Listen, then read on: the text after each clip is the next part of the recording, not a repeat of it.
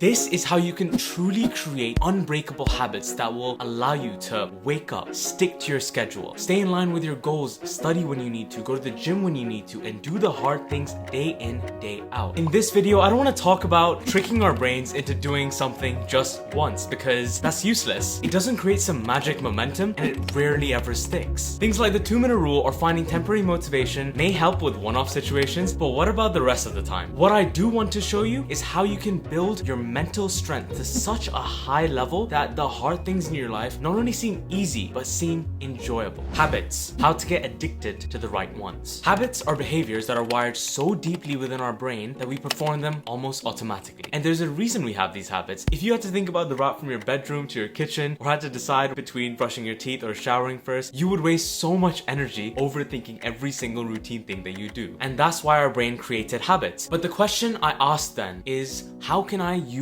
this ability of our brain to create habits to help me study difficult topics, go to the gym when I don't want to, and actually do the hard things and enjoy them? And the smartest way I think you can do this is by focusing on the habit loop. I'm sure you've heard of this before, but the backbone of every habit starts with a cue, a craving, a routine, and then ends with a reward. The cue triggers our brain to initiate a behavior. This cue can be anything from a notification, to you getting stuck on a problem, to even waking up. Let's think about when you get stuck on a problem. The moment that happens, you don't like the fact that you're gonna have to make extra effort. Your mind feels stuck. It wants relief. So you respond by pulling out your phone, checking messages, scrolling a little, and there we are. That was the reward. That there is how you satisfied your craving, and I've created the habit loop of checking your phone and scrolling when you get stuck on a problem. That 4-step process to form a habit isn't just happening here and there. It's an endless loop that's occurring again and again and again every single second that you are awake and processing things around you. Because what you have to understand is your brain is trying different responses out to solve your problem, whether the problem is you being stressed or you being bored. And that's why I really like this idea of splitting the habit loop into the problem phase and the solution phase. The cue and the craving are the problem phase where we're trying to process the problem, and the reward and response is us trying to solve the problem. Overcome your cues. The problem phase, the cue, and the craving are incredibly important to understand when trying to break bad habits and build the hard work muscle. First, what helped me the most was to actually identify and recognize what the hell my cues were when I lost focus or didn't actually feel like doing the difficult work. Like, actively observe and think about the tiny thought that you had or the major environmental change that you experience when you do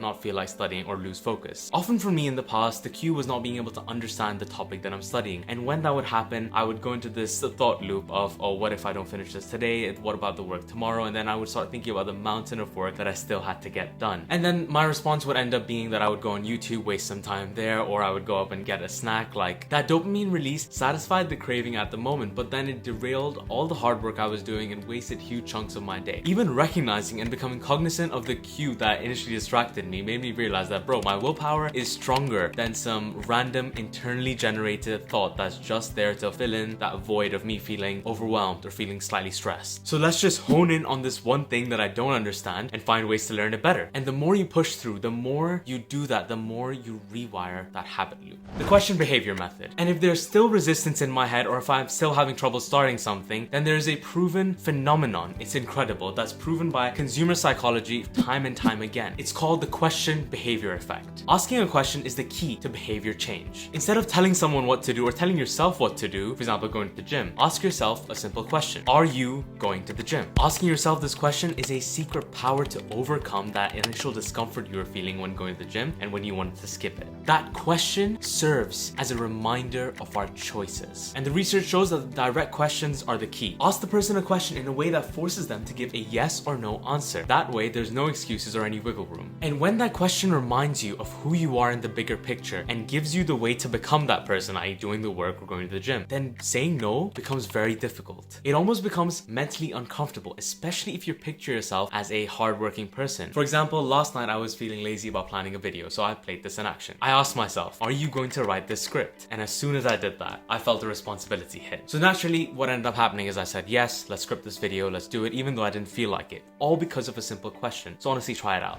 Willpower is not enough. But disrupting a cue with just your own thought processes, according to the studies, is not enough. Mark Mervyn argued that if willpower is a skill, then why does it fluctuate? Why does it not remain constant in the week, in the day, even in the hour? The point he was trying to make in his experiment was that willpower, like any other muscle in our body, gets fatigued fatigue the more you use it. And that's probably such a huge reason why hard work is so difficult for most people. The experiment was simple. On one side of the table, he put a bowl of hot, freshly baked cookies, and on the other side, he put a bowl of radishes. He divided a group of people into two. One that was instructed to just enjoy the freshly baked goods, while the other was made to eat the radishes, whilst they had to see that hot bowl of cookies and ignore them. That second group had to show restraint. The researchers then came back in the room and gave both the groups separately a very complex, very impossible puzzle to solve. Now, interestingly, the cookie group, who didn't have to show restraint, were relaxed when solving the puzzle. They enjoyed it because they seemed to have this unused mental reservoir of energy. In fact, some of them even tried to solve that impossible puzzle multiple trying for 19 minutes on average, and some even trying for more than 30 minutes. But on the other hand, the radish group was a completely different story. They were annoyed. They were openly complaining about the puzzle, venting about the overall experiment as well. Some of them were even giving up, putting their heads on the table, closing their eyes. It seemed like their willpower had just dropped to the floor, and on average, they worked for a total of 8 minutes on the puzzle. That's 60% less time than the cookie eaters. To be honest, I'm a very skeptical person, so when I read this, I was like, you know what, maybe the researchers made some false promise about some sort of pleasurable activity that all the groups would experience. But then the other studies that I also read showed the same results. Willpower is a limited resource. It's like your ability to push through and do the hard work depletes the more good decisions you make and the more effort you put in. That sounds obvious, but it means that even though people have the right intentions, willpower is just not something we have endless reservoirs of, and so there's only so many times that we can use our own mental processes to interrupt that cue and craving loop. Instead, what we need to be doing is effectively rewarding ourselves every single day in those tiny ways that would recharge our willpower. Even in times when I'm pushing myself to the max, studying 14-15 hours a day at times, I will always still give myself 20 minutes at the end of the day to chill with some YouTube, get a small snack. And I know it sounds simple and too obvious, but it's the one thing that probably kept me so consistent for so long. It's kind of like weightlifting for your muscles. You wouldn't go to the gym for an hour and do a heavy push workout before you have to go to your friend's house to help him move his furniture. You would need some recovery time, or you'd get injured and your long-term performance would deteriorate, and it's the same for willpower. You can't just push through and keep on pushing yourself to do hard work with just your mental thought processes. That time to give in to your craving in a healthy way still needs to exist. So reward yourself in a tiny way every single day to recharge that willpower muscle. The invisible hand of the environment. During the last few weeks of my exams, when I need to really focus, I always study in this really nice and aesthetic library, but all of its toilets are really far away. All of the food places nearby are also really far away. I studied in it and I was able to focus for hours and hours simply because there was nothing around me to get me distracted. All I was surrounded by was books and other students that were also focused and studying. In a space like that, willpower doesn't really have to do much other than just get me there. I speak to a lot of my friends and they all say the same thing. They know how to do the thing, they know what to do, but they just